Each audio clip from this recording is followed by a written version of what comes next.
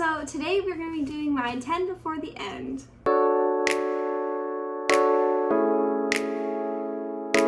These are going to be 10 books that I want to finish before the end of the year. So let's get into it. The first book in my 10 before the end is Lessons in Chemistry. This book was actually recommended to me by my mom, and my aunt mentioned it because there's a TV show about it now. So my mom read this, she loved it. I think she watched the show. I think she said the book was better than the show, obviously, as the book girlies know. But she said she really liked it, and she recommended it for me, so it's on my TBR. Here is the blurb.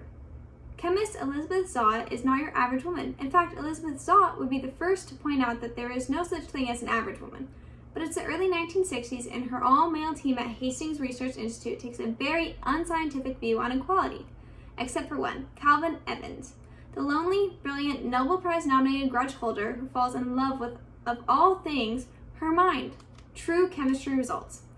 Like science, though, life is unpredictable, which is why a few years later, Elizabeth Zott finds herself not only a single mother, but also the reluctant star of an American's most beloved cooking show. Supper at 6. Elizabeth's unusual approach to cooking, combine 1 tablespoon of acetic acid with a pinch of sodium chloride, proves revolutionary. But as her following grows, not everyone is happy because, as it turns out, Elizabeth Zott isn't just teaching women to cook. She's daring them to change their status quo. So I like books about science. I myself am in STEM. I have a degree in microbiology, and I currently work as a medical laboratory scientist. So this is going to be right up my alley with women in science. So I'm super excited about this. The next book is a book I've had on my TBR and that I've said I was going to read multiple times before. I've heard so many great things about it, but I just haven't picked it up. It's One for My Enemy. Hopefully I can get to this now. I believe it's Rival Witches.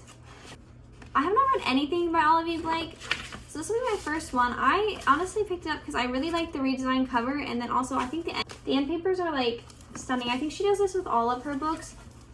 But I love it. I also saw another content creator that I really like, who I follow, Maddie Lim. She really recommended this book, so I'm excited for it. Here is the blurb.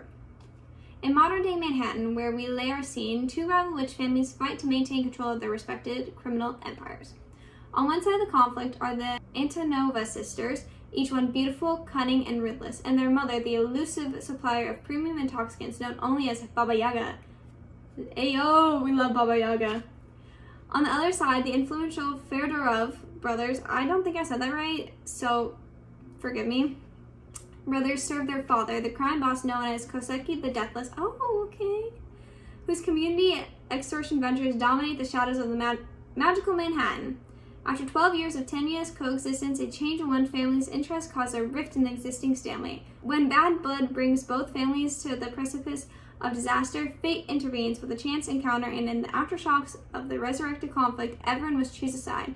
As each of the siblings struggle to stake their claim, fraying loyalties threaten to rot each side from the inside out. If that is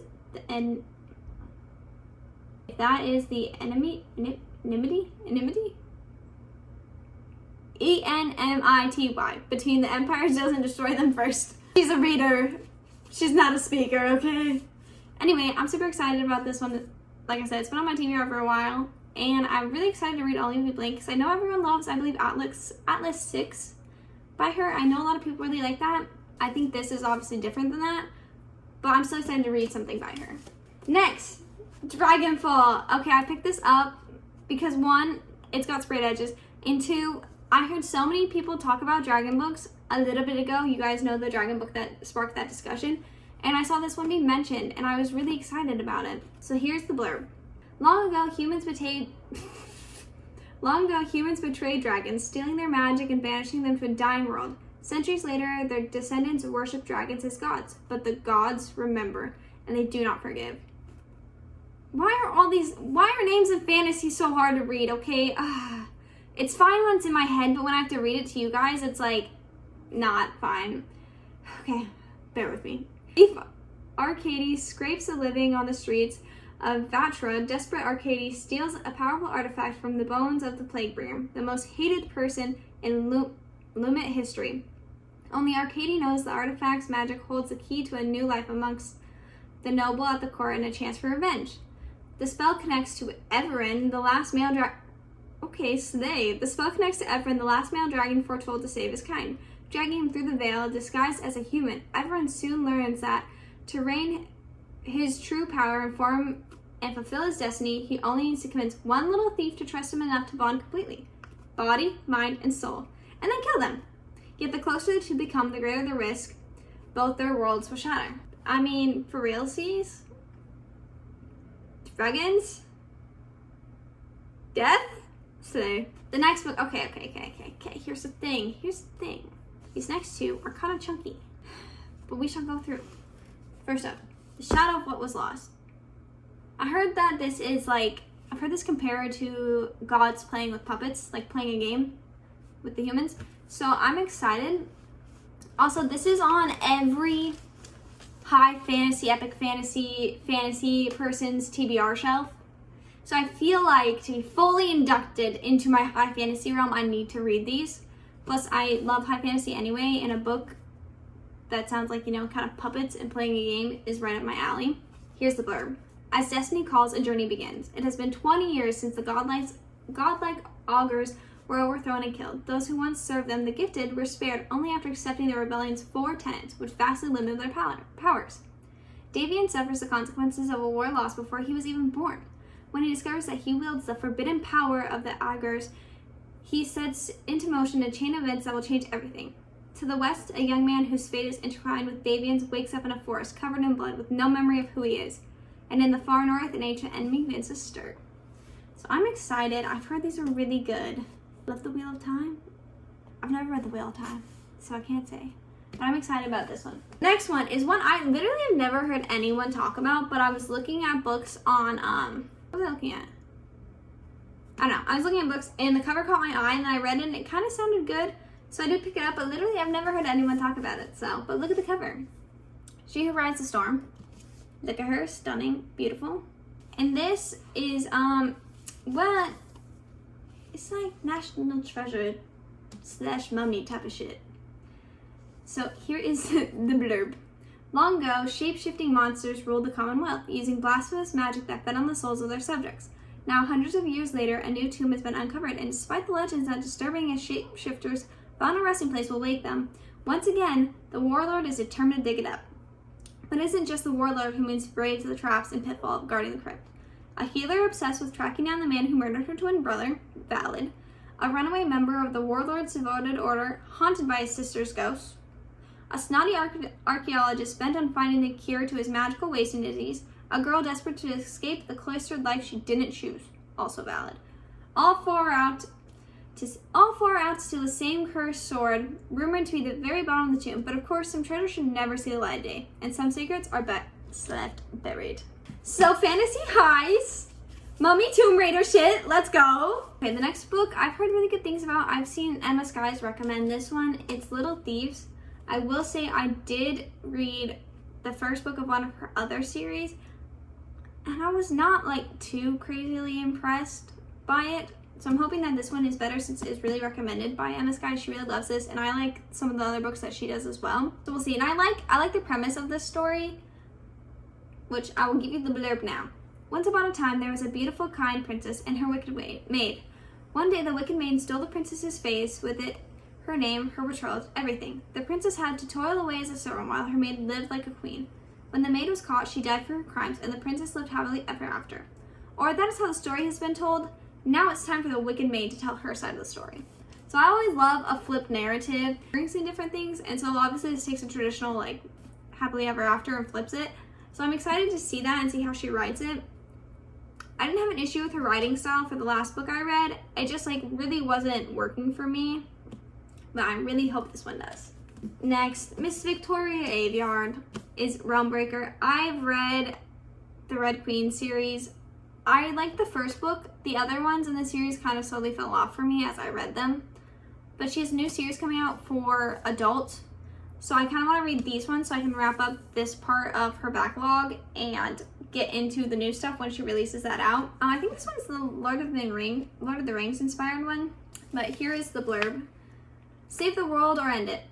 I think, well, end it probably, but whatever. A strange darkness. Wow, this is kind of hard to read because it's like white on gold. So just bear with me. A strange darkness is growing in the ward. Even Corain and Amrat can feel it, tucked away in her small town at the edge of the sea. Fate knocks on her door in the form of a mythical mortal and a lethal assassin who tell Corain that she is the last of an ancient lineage with the power to save the world from destruction.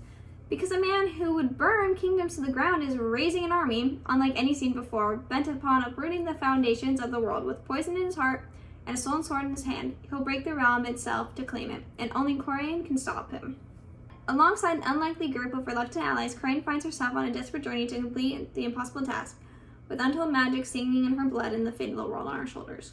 We will see how this goes. I'm not sure. Off rip, I'm not sure. I do want to read it to get her backlog wrapped up, but we'll see. We'll see how fast I read it. That'll be the real determinant. Next, oh my god, I need to read this one. I need to read this one, okay? I have no excuse. Actually, I have one excuse. My only excuse is the fact that I've heard the second book is not as good. And it's The Bone Shard Daughter by Andrea Stewart. I mean, I've heard it's really good. It's got a really interesting magic system and things like that. And I've had these books for like 2 years, and I have not gotten around to read them. And I know it's so bad. It's so bad. So that's why I set my time for the end. I want to read it this year. I think I said the same thing last year, but I actually mean it. I'm actually going to do it. Here's the blurb. In an empire ruled by bone shard magic, the former heir to the emperor will fight to reclaim her magic and her place on the throne in the stunning epic fantasy debut. The Suke dynasty has ruled the Phoenix Empire for over a century, their mastery of bone shard magic powering the monstrous constructs that maintain law and order. But now the emperor's rule is faltering and revolution is sweeping across the empire's many islands. Trapped in a palace of locked doors and secrets, Lynn, the emperor's daughter, but not his heir, her childhood memories have been erased by a mysterious illness. The only way to reclaim her birthright and overthrow her despotic father is to master the art of the very bone shard magic that his subjects fear. But the secrets behind her father's power are dark and deep, and the magic he wields does not come without a cost. When the revolution reaches the gates of the palace itself, Lynn must decide how far she's willing to go to claim her throne and save her people. I'm excited. I've heard so many good things about this, and it's just embarrassing that I haven't read it. Okay, let's be honest. I'm embarrassed. What's new? Oh my god, there's like divots on my legs from holding these books here. Okay, next is The Games Gods Play by Abigail Owens. A moment. Did I buy this book majority because of this moment? I'd be a liar if I said no. However, I know she also wrote The Liar's Crown. Quote me if I'm wrong. Comment. And I've heard really good things about The Liar's Crown. So I said, well, why not? Send it. So I did. Let's read the blurb, because I actually did read the blurb, okay? Before I bought this, I thought about it. I didn't just see the sprayed edges and buy it, okay? That was a big factor, but that was not the whole reason. Trust me. The gods love to play with us mere mortals, and every 100 years, we let them. I have never been favored by the gods, far from it, thanks to Zeus. Living as a cursed office clerk for the Order of Thieves, I just keep my head down and hope the capricious beings who rule from Olympus won't notice me. Not an easy feat, given San Francisco is Zeus's patron city, but I may do.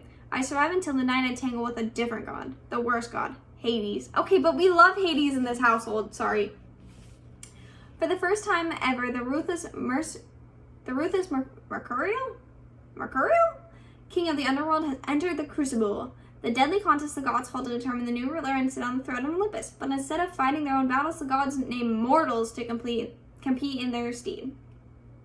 So why in the underworld did Hades choose me, a sarcastic nobody with a curse on her shoulders, as his champion?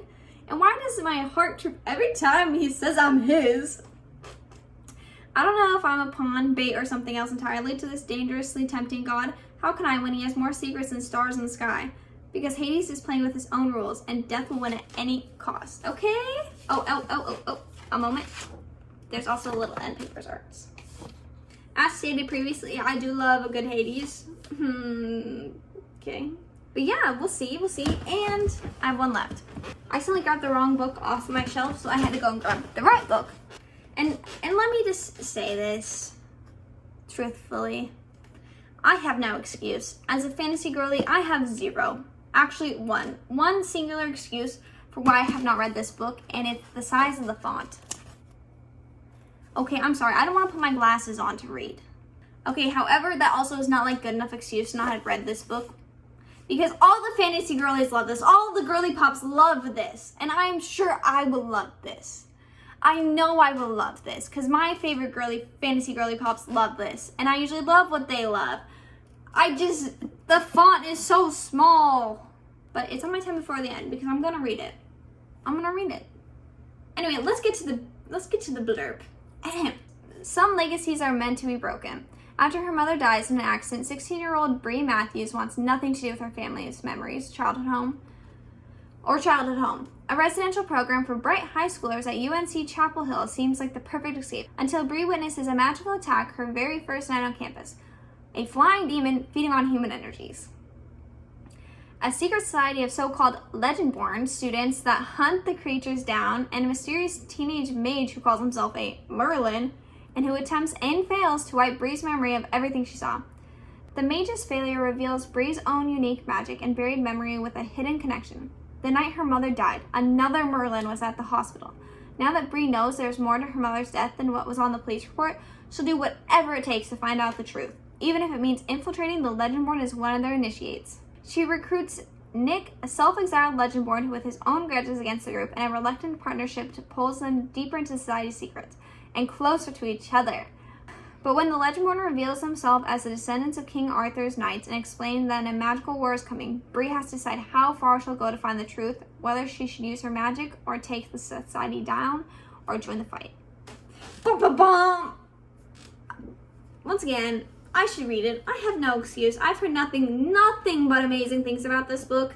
And I love King Arthur Knights spin-offs and Merlins and Magic System, as we know from the rest of my TBR almost being all fantasy. I love this shit, and I have no excuse for not reading this. Really, truly, no excuse. So it's kind of embarrassing. But I'm gonna try to get to it. 10 before the end, baby. 10 before the end. Okay, bye!